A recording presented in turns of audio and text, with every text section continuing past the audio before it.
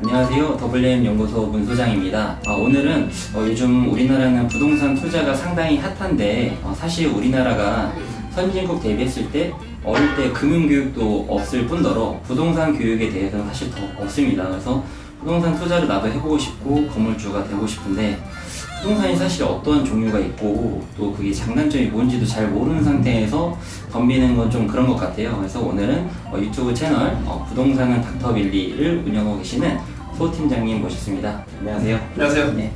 일단 저는 부동산은 닥터빌리라는 채널을 운영을 하고 있는 사람이고요. 거기서 이제 각종 부동산에 대한 정보들 이렇게 있으니까 혹시 궁금하신 점 있으시면은 서로 이렇게 번갈아 가면서 이제 뭐 영상도 보시고 하면서 많은 정보 얻어 가시길 바라며, 오늘의 이제 본론은 종류에 대해서, 부동산 우리가 투자 종류라고 하면은 일반적으로 아파트 정도를 일반적으로 생각을 하는데, 왜냐면 우리가 가장 밀접하게 생각을 하는 게 집이니까. 그렇죠. 근데 이제 실제로 부동산 투자 종류가 이제 굉장히 많고, 거기에 대해서 그 종류별 장점하고 단점에 대해서 좀 간략하게 좀 말씀을 드릴게요. 네.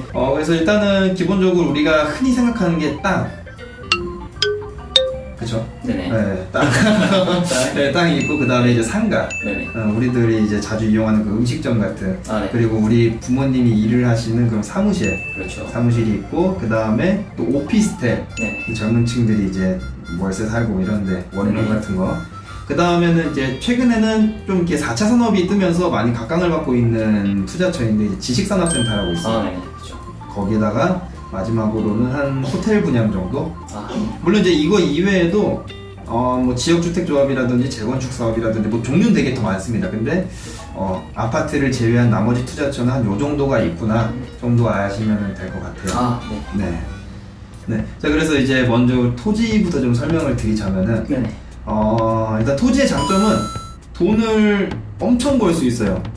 그러니까 뭐냐면은, 예를 들어서 최근에 이제 3기 신도시가 발표가 됐잖아요. 네. 남양주랑 뭐 이렇게 인천. 뭐 여러 군데 이제 됐는데, 거기에서 이제 원래 있었던 그 땅 주인들은 이 정부에 있는 이런 사업들을 할 거기 때문에 나가야 돼요, 억지로.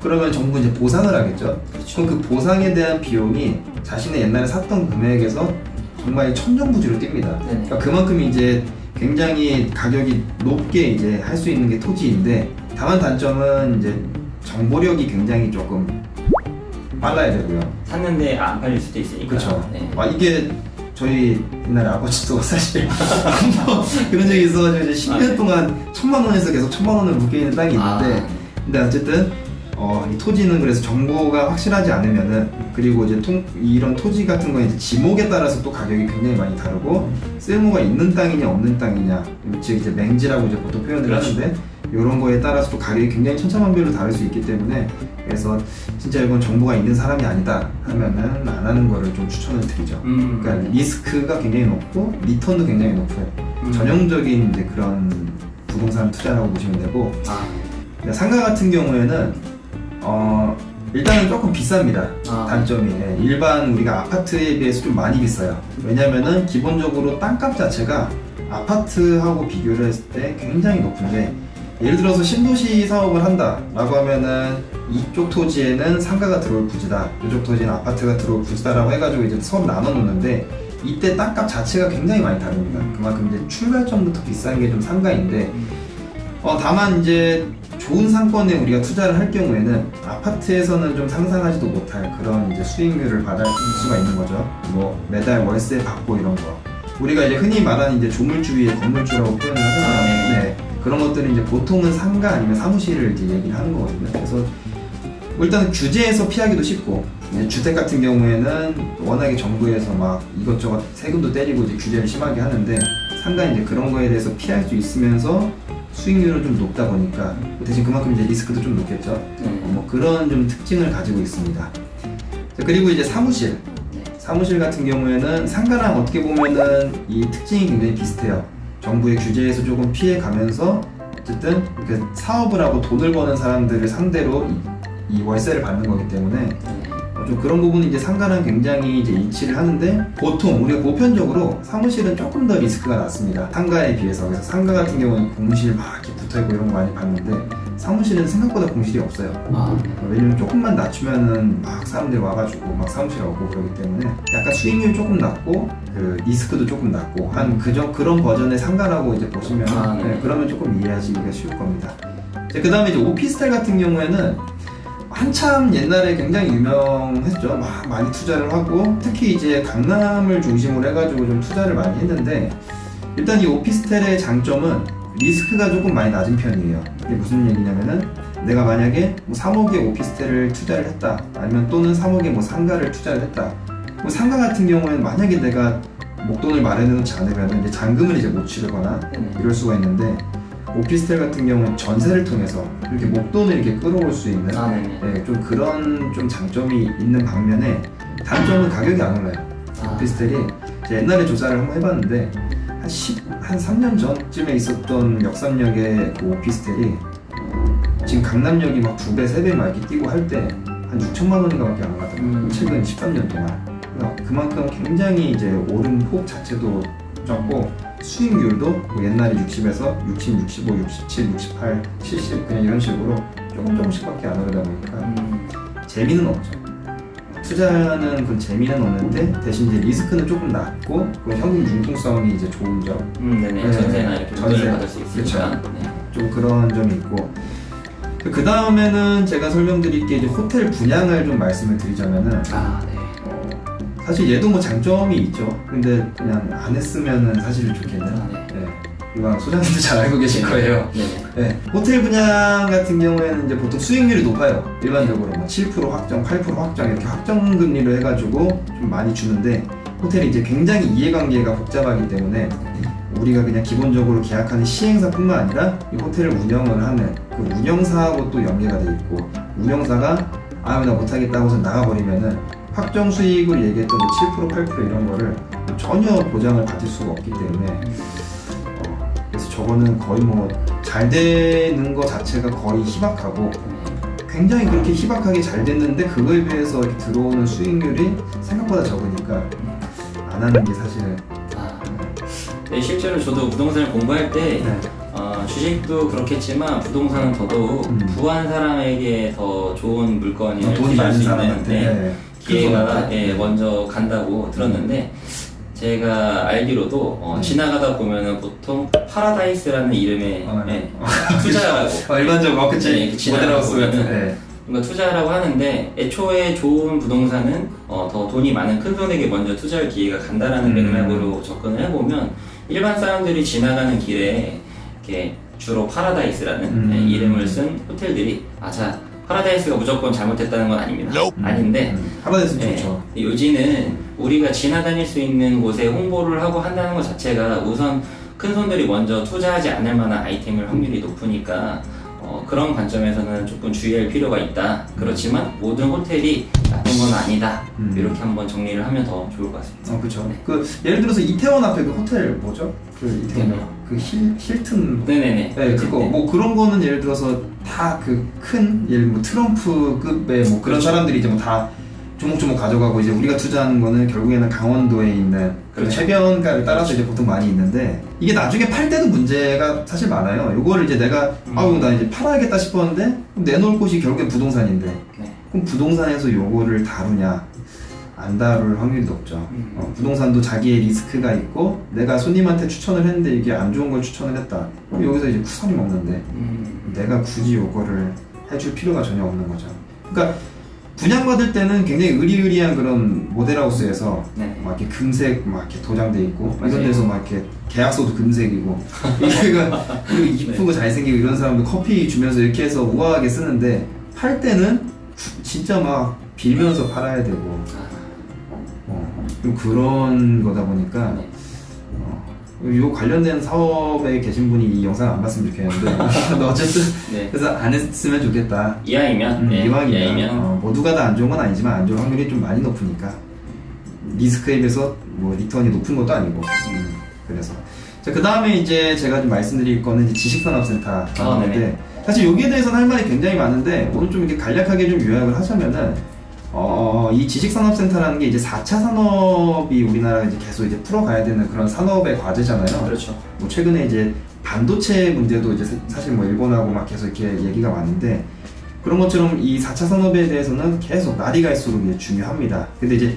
거기에 대해서 정부는 계속 그 산업을 기르려면은 그렇죠. 일단은 뭐 자리를 먼저 마련을 해줘야겠죠. 그 마련을 해주는 자리가 이제 지식산업센터이고 결국에는 IT 산업이 지금 모여있는 장소라고 이제 보시면 되는데 그런 회사들만 그런 업종들만 이제 압축해가지고 대신에 그렇게 업종이 제한이 있는 만큼 분양가도 좀 저렴하고 네. 금리도 낮고 네. 그 다음에 대출도 많이 해주고 그 다음에 뭐 세금 감면도 있고 네. 그러니까 여러 가지로 이제 정부가 계속 지원을 해주는 그런 사업이다 보니까 요즘에 조금 각광을 받고 있어요. 네. 근데 이제 각광을 받고 있는 거 자체가 사실은 우리 지금부터 이제 접하시는 분들한테 좋은 건 아니에요. 원래 이제 소문난 장치에 먹을 게 없다라는 말이 있는 네. 것처럼 무조건 지식산업센터라고 해가지고 진짜 다 좋은 건 아닙니다. 그래서 이제 워낙에 저런 게 이제 좀 핫하다 보니까 여러 시행사 시공사에서 그냥 그렇죠. 무차별적으로 짓기 때문에 점점 더 이 건물이 진짜 좋다 안 좋다라는 거를 조금 더 명확하게 알 필요가 있어요. 그래서 저런 쪽 투자를 저는 조금 권하고는 싶은데 지식산업센터라고 해서 무조건 들어가면 안 된다 그렇다고 해서 그렇죠. 무조건 다 잘 되는 건 아니니까. 네. 그렇죠. 그리고 저런 부동산 자체가 이제 미래를 투자를 하는 사업이기 때문에 전체적으로는 전망이 괜찮습니다. 괜찮고 리스크에 비해서 리턴도 높은 편에 속하고 잘된 케이스가 몇 군데가 있죠. 뭐 문정동도 그렇고 그렇죠. 뭐 성수동도 그렇고 굉장히 이제 많이 가격도 오르고 했는데 좀 그렇게 좀 노른자 자리에 좀 좋은 것들 위주로 해가지고 이제 투자를 하신다면은 제가 앞에서 말씀드렸던 것 중에서 가장 합리적인 투자라고 생각을 해요. 많은 분들도 그렇게 되고 네. 이것도 그리고 언젠간 산업이 또 질 거고 그럼 또 새롭게 그렇죠. 뭐가 또 나왔겠죠. 그렇죠. 네. 좋습니다. 그럼 뭐 오늘 일단 부동산 투자할 수 있는 아이템의 종류가 뭐가 있는지 짚어봤는데 중간 정리를 한번 해볼게요. 네네. 자, 지금 우리가 얘기했던 거는 아파트나 이런 주거 부분은 일반적으로 잘 알고 계실 테니까 그 부분은 어느 정도 배제하고 네. 첫째로 토지, 그리고 사무실, 상가, 오피스텔, 그리고 호텔, 그리고 마지막으로 지식산업센터에 대해서 얘기를 좀 나눠봤죠. 네. 자, 첫 번째 토지 같은 경우는 정보가 매우 중요하고 그쵸. 운이 좀 따라야 된다. 따라야 왜냐면 되고, 네. 아무리 좋은 토지여도 이 토지가 필요가 없으면 안 팔릴 수도 있고 그쵸. 그리고 말씀하신 대로 3기 신도시처럼 내가 갖고 있는 땅이 이제 신도시로 변형이 되면 좋은 값을 받고 팔 수 있는데 내 땅만 딱 운이 나쁘게 그런 경우도 꽤 있어요. 내 땅 바로 앞에까지만 사고 내 땅은 안 팔릴 수도 있잖아요. 네. 그래서 그런 불행을 겪을 수 있으니까 네. 더 배 아프지. 그렇죠. 네. 집은 뭐 막말로 이도저도 아니면 내가 네, 살면 되는데. 네. 거기서 농사 짓고 뭐 이렇게 할 건 아니니까 그렇죠. 토지는 정말 좀 잘 알고 하면 좋지만 대신 잘 만나면 수익도 많이 볼 수 있다. 그리고 이제 토지가 또 그런 것도 있어요. 이게 토지를 내가 활용을 하지 않는 상태로 그냥 가지고만 있다. 그럼 보상도 얼마 안 나옵니다. 네네. 이게 뭐 양봉 사업을 한다든지 뭐 소를 기른다든지 이게 또 이게 기준이 있어요. 몇 마리인지. 또 어느 정도 네. 더 보상을 해줘야 될 매력이 있어야. 네, 안 그러면 이제 너 놀리는 땅인데 내가 못하러 보상을 많이 해주냐라는 논리이기 때문에 그래서 공법적인 것도 굉장히 많이 알아야 되고 엄청 복잡해요. 토지는. 그러면 정보가 많이 있어야 된다. 그쵸. 집도 뭐 일반 집이면 뭐 실거주를 하겠지만 그쵸. 그런 부분도 어렵기 때문에 잘 알고 하면 좋지만 그렇지 않으면 어렵기 때문에 초심자에게 그렇게 추천하고 싶지는 않다.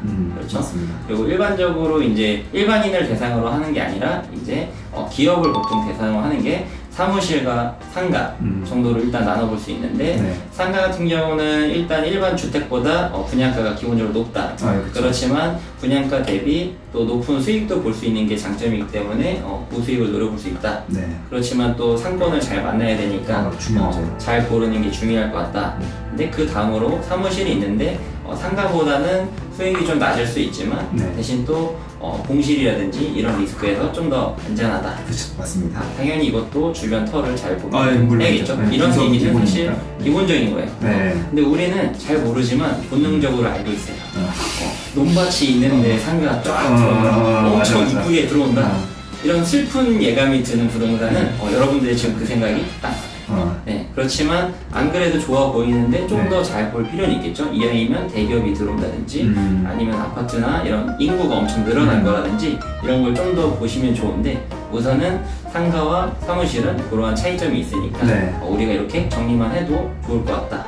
그리고 나아가서 오피스텔이 있죠. 네네. 오피스텔은 뭐 실제로 싱글분들이 네. 이제 원룸처럼 하시는 분들도 있고 사무실로 쓰시는 분들도 있는데 일단은 뭐 투자했을 때 전세처럼 목돈을 받아서 내가 투자한 돈을 어느 정도 빨리 회수를 한다든지 여튼 금융 비용을 줄일 수 있는 네. 장치가 있는데 수익도 괜찮게 나고요. 근데 아쉬운 거는 양도 차익. 이거 오피스텔을 중간에 팔아서 내는 수익도 있고 월세를 받는 수익이 있는데 팔아서 보는 양도 차익이 상대적으로 다른 것보다 좀 재미가 없는 편이다. 이게 되게 재밌는 게 오피스텔이 이제 우리나라가 시간이 갈수록 1인 가구가 이제 되게 많이 그렇죠. 늘어나잖아요. 1인 가구가 되게 많이 늘어나는데 그러면 당연히 이런 1인 가구가 들어가려면 오피스텔들이 가격이 쫙쫙 치고 가야 되는데 그만큼 수요가 늘어나니까. 그렇죠. 근데 오히려 가격이 계속 그 자리에서 맴돌고 있어요. 근데 이런 거에 대한 부분은 뭐 나중에 다시 한번 이제 아예 오피스텔만 탁 집어가지고 이제 얘기를 그렇죠. 말씀을 드릴 때 이제 좀 추가로 말씀드리겠지만 좀 그런 재밌는 게 좀 있는 거예요. 그래서 이게 이 부동산 투자를 할 때 되게 단순하게 접근을 하면 안 돼요. 그냥 뭐 인구가 줄어드니까 집값도 줄어들 거다 뭐 이런 되게 단순한 논리로 출발하면은 영원히 돈을 못 법니다. 아, 네. 네. 좋습니다. 그리고 호텔에 대해서 얘기했는데 네. 토지와 또 다시 호텔도 이왕이면 초심자에게 추천을 하고 싶지 않다. 제가 앞서 말씀드렸듯이 좋은 부동산은 큰 손에게 먼저 투자의 기회가 가는 게 대부분입니다. 그렇죠. 네, 일반적이죠. 네. 그렇지만 우리가 이렇게 지나다니는 이제 역세권 길거리에 뭐뭐뭐 예를 들면 파라다이스라는 이름으로 우리가 언제든지 일반인이 투자할 수 있게 열려있는 아이템일수록 한 번 더 의심해 볼 필요가 있고 근데 되게 호화스럽게 바다 전망이 보이고 왠지 잘 될 것 같은 희망과 기대를 주고 네. 근데 잘못하면 되게 잘 분양받고 바닷바람만 맞을 수도 있고 근데 수익이 실제로 잘 날 수도 있지만 네. 잘 팔리지 않을 수 있다. 상대적으로 다른 상가, 오피스텔, 아파트 이런 것보다는 잘 팔리지 않을 수 있다. 그러니까 초심자에게는 주의를 요망한다. 그렇죠. 고수는 투자를 저걸 안 하니까 호텔. 그렇죠. 네. 그리고 네. 아까 얘기하셨던 힐튼이나 이런 거는 네. 지나가다가 길거리에서 투자하라고 하는 걸 본 적이 없어요. 없죠. 대부분 제가 알기로 기관 투자자들이나 큰 손들이 주로 하는 거기 때문에 우리 소식만 접할 뿐이죠. 그렇죠. 저게 네. 누가 샀다더라. 누가 투자했다더라. 어. 네. 애초에 제가 얘기했던 길거리 파라다이스랑 유사한 맥락으로 보시면 좋을 것 같아요. 그래서 우리가 지금 토지, 상가, 사무실, 오피스텔 그리고 호텔까지 얘기를 했고 자, 지식산업센터는 실제로 제가 최근에 네. 분양을 받았잖아요. 네네. 요 정리해보면 일단은 지금 요즘 주택 관련해서 정부 규제가 되게 많은데 오히려 지식산업센터는 대출도 규제하고 있는 와중에 대출도 더 많이 해주고 세금도 오히려 줄여주고 있어서 유리한데 누구나 투자할 수 있는 건 아닌 거고 왜냐면 이제 조건이 있죠. 조건이 맞아야 되잖아요. 네. 그렇지만 그 부분만 맞으면 어떻게 보면은 난이도 대비 수익률도 괜찮다. 아, 맞습니다. 네. 그리고 제가 봐도 요즘 운전하다 보면은 되게 많이 보여요. 지식산업센터 줄여서 지산 네. 이렇게 부르는데 또 많이 생기면 분명히 그 중에서 좋은데 그렇지 않은 데가 있을 거란 말이죠. 맞습니다. 그래서 지식산업센터가 요즘 흐름상 뭐 세금이라든지 대출이라든지 이런 부분에서 좀 원활하게 되니까 분명히 장점일 수 있는데 무조건 지식산업센터라고 다 좋은 건 아니다. 맞습니다. 이렇게 한번 정리를 하면 절대적인 건 없으니까. 네. 맞습니다. 그래서 우선은 적어도 네. 사무실이나 상가는 이렇구나. 상가는 좀 비싸니까 좀 그렇겠지. 지식산업센터는 좋다고 하는데 어디가 좋은 거지? 이런 식으로 관심을 가져보고 물음표를 한번 가져볼 수 있는 태도가 네. 일단 적어도 오늘의 영상을 통해서 가져보시면 좋은 태도가 그쵸. 될 것 같고 자 얘기는 들었는데 네. 이 영상 끄고 돌이키면 또 네. 부동산 투자는 남의 일만 될 수가 있거든요. 맞아요.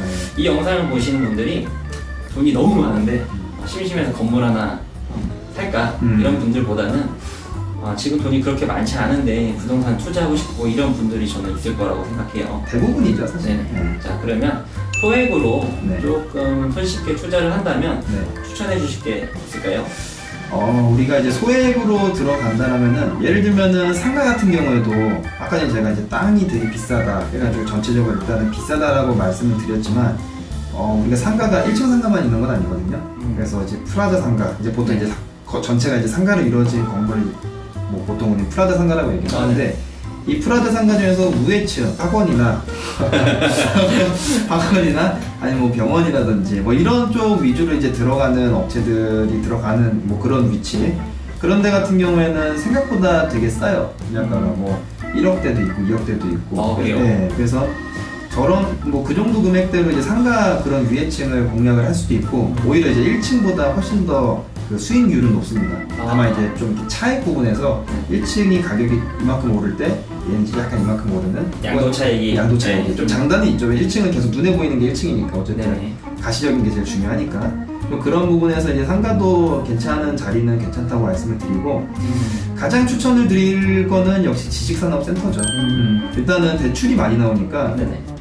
이게 80%까지 대출이 돼요. 네, 그래가지고 만약에 저게 3억짜리다 하더라도 의사문율 6천만 원만 있으면은 그냥 가능하니까. 근데 대출을 많이 했는데 금리도 낮다. 그러니까 이자를 낮게 한다. 그러면은 뭐 완전 땡큐죠. 그러면은 상가가 비싸다고 하지만 우리가 메인으로 알고 있는 1, 2층 뭐 이 정도는 부담스러울 수 있지만 조금 더 위층의 학원이나 네. 그리고 병원 같은 게 들어올 이제 물건은 그쵸.